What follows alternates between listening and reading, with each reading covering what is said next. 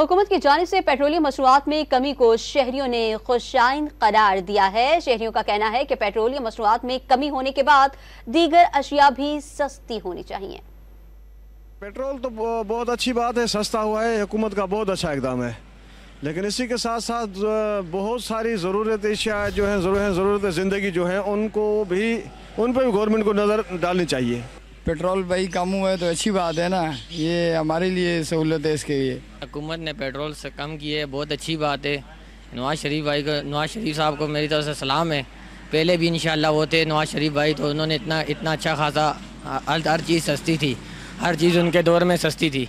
हुकूमत से अपील करता हूँ कि और भी चीज़ें जो हैं इंशाल्लाह कराए आटा चीनी खाने पीने की सारी चीज़ें जो है ना सस्ती होनी चाहिए। आज 15 रुपये सस्ता हुआ है, कल इसका मतलब 35-40 रुपये बढ़ाने का इरादा है इनका, और ये हर चीज़ पे भी महंगाई कर रहे हैं। अगर सस्ता हुआ तो किराया भी सस्ता करे, आटा सस्ता करे, चीनी सस्ता करे।